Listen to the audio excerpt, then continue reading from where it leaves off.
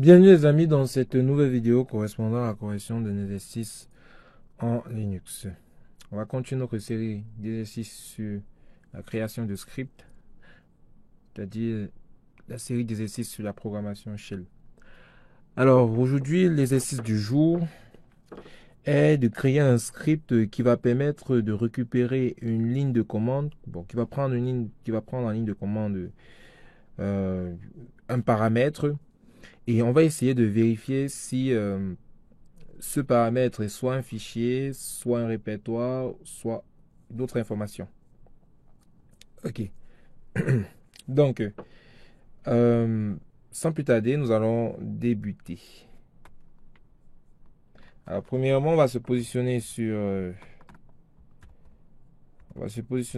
notre répertoire TP Shell 2024.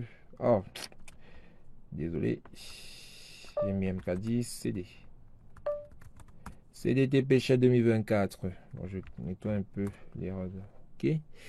Bien. Donc, on va se positionner sur ce dossier et on va essayer de lister ce qu'il y a à l'intérieur. On voit bien nos deux fichiers, nos deux scripts que nous avons créés la fois passée. Alors, on va se créer un nouveau script, un nouveau fichier qu'on va appeler, quand c'est la commande touch, bien sûr, qu'on va appeler tp3.sh. Super. Ok, donc ce qu'on va faire, c'est qu'on va cliquer. Ok, si on tape ls, on voit bien que notre fichier tp3.sh a été créé dans le dossier tpshell 2024. Mais il n'a pas encore cette coloration syntaxique. C'est parce qu'on déjà on n'a pas ajouté du code du script à l'intérieur et on n'a pas rendu le fichier exécutable.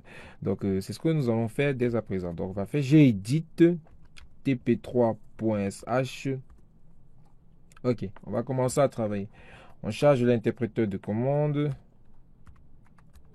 le bourne again shell, grâce à notre bin bash. Ok. Alors, le but, c'est de faire quoi? Le but, c'est de récupérer un paramètre, de récupérer déjà un paramètre et de tester si le paramètre est un fichier, un répertoire ou autre chose. Donc, c'est comme l'exercice précédent. On va se baser sur la même logique. Donc, si je vous explique ça clair rapidement. Donc, lorsqu'on va faire ./tp3.sh, on doit donner ici un paramètre qu'on va récupérer grâce à $1. Le paramètre peut être un répertoire. Si c'est un répertoire, ça veut dire qu'ici on va afficher c'est un répertoire ou c'est un répertoire. C'est un répertoire. Dans le cas contraire, si c'est pas un répertoire, on va afficher que c'est un fichier. Ou si c'est pas un fichier ni un répertoire, on va afficher inconnu.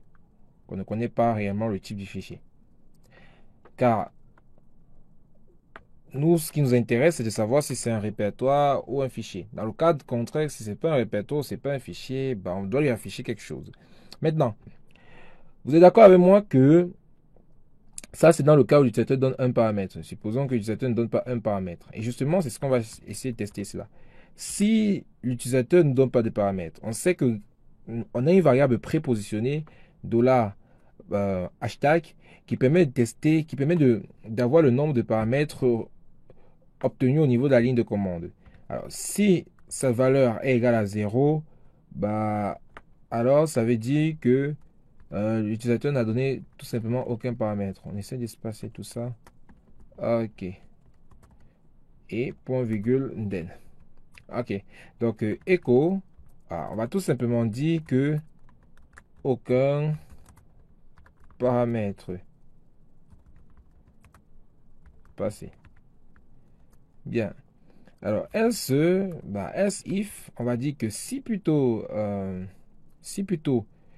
donc else, ça veut dire que, si l'utilisateur nous a effectivement donné plus d'un paramètre, parce qu'il peut nous donner 2, il peut nous donner 3, il peut nous donner 4, nous on va s'intéresser seulement sur le premier paramètre. Donc, else if, on va dire ceci. Si le paramètre en question est un fichier, si le paramètre en question est un fichier, comment on fait ça?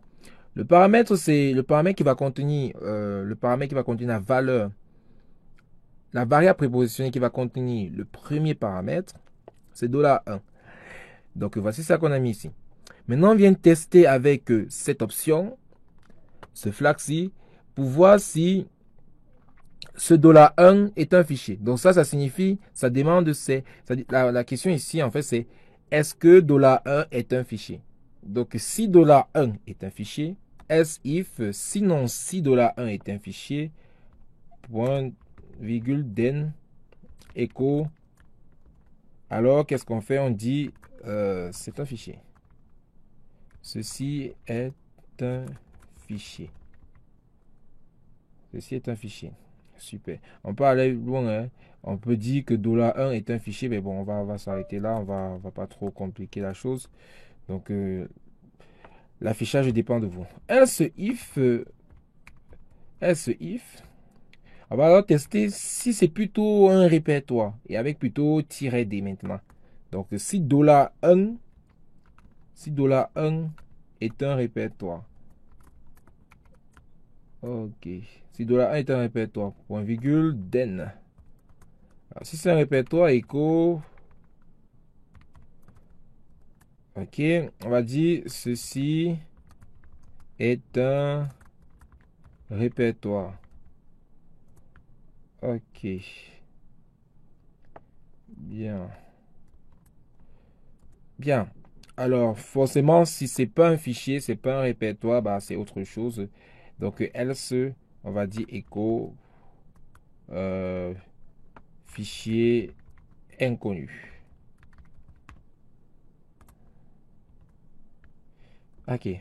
Maintenant, on ferme notre premier if. Ensuite, on ferme le second if et le troisième if. Ah, pardon. Pardon. Super. Ok. Donc, je pense que nous sommes tous bons et on peut sauvegarder. Et maintenant, quitter là. Ensuite, qu'est-ce qu'on fait chez mode? Bah, on rend le fichier exécutable. Je vous ai montré deux façons. On va utiliser la façon A plus X et on va donner tp3.sh. Donc A plus X, c'est pour donner le droit d'exécution à tous les utilisateurs du fichier. Ok, on clique là. Et si on regarde maintenant, on voit qu'il y a une coloration syntaxique au niveau de TP3 qu'il n'y avait pas avant. Donc le script est OK. Maintenant, on va faire... bon, là maintenant, vous constatez une chose. Déjà, dans notre dossier TP Shell, on a 3 fichiers. Forcément, il nous faut un répertoire. Voilà, comment pour créer un répertoire, c'est mkdir. OK, mkdir R7. Je vais créer un répertoire que je vais appeler rep. OK. Je tape ls. On a bien notre répertoire rep qui a été créé. Le voici. Super. Ah, ça, c'est pour des besoins d'exécution du script. Point tp3.sh. Alors, je lui donne par exemple le rep que je viens de créer. Alors, si je lui donne le rep que je viens de créer, il va dire ceci est un répertoire. Normalement, le script marche. OK.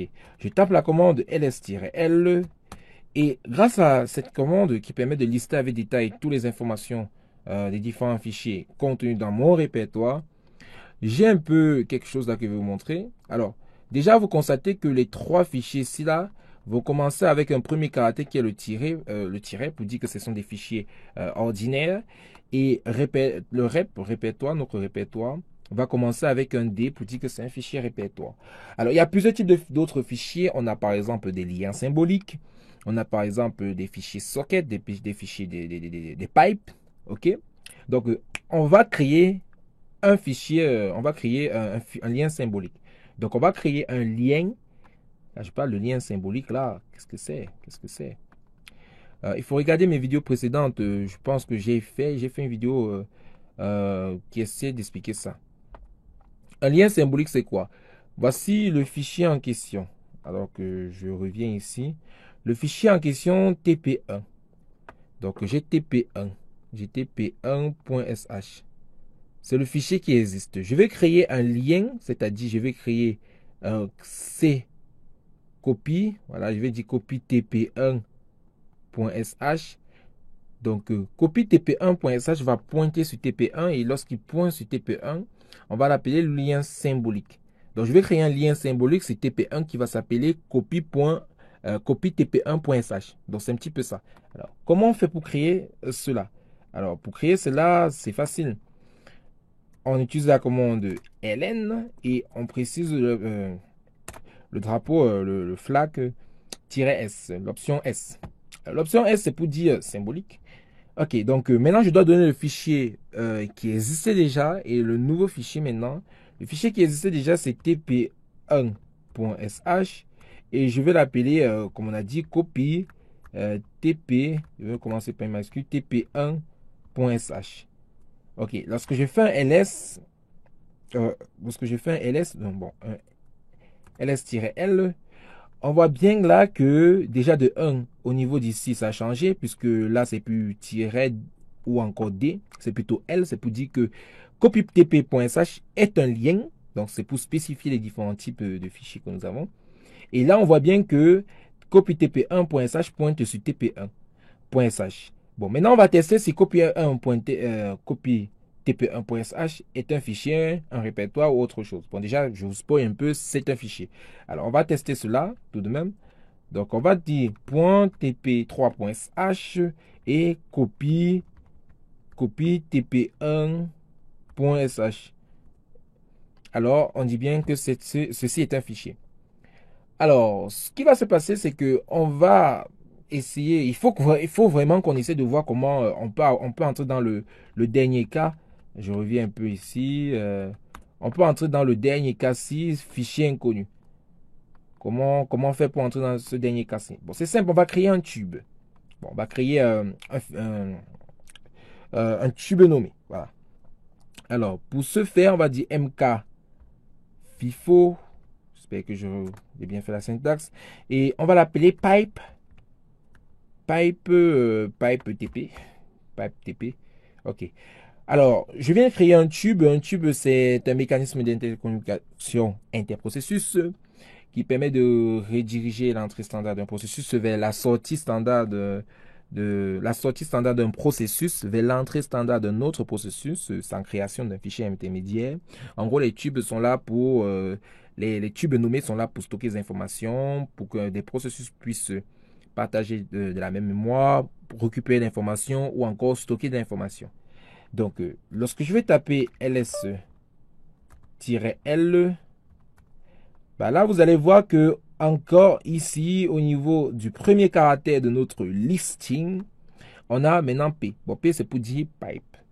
Alors, on a créé notre tube nommé qu'on appelle pipe TP, qu'on a appelé pipe TP. Alors, ce qu'on va faire, c'est qu'on va bien sûr tester si la nature de ce pipe TP. On va essayer de voir ensemble. Pipe TP. Ok. Bon, là, on voit bien que, on dit bien que PipeTP est un fichier inconnu. Bon, quand on dit fichier inconnu, là, bon, c'est comme si c'est encore un fichier. Donc, je vais juste dire inconnu. C'est inconnu parce que quand il dit fichier, c'est comme si je connais déjà la nature. Donc, je vais juste dire inconnu. Voilà. Ça sonne plus mieux. Donc, je vais encore retaper et inconnu. Donc, c'est un petit peu ça. Donc, les amis, c'était tout pour cette vidéo. On a pu apprendre plein de choses et à, je vous invite à partager la vidéo, à vous abonner si elle vous a plu et on se retrouve pour une prochaine vidéo.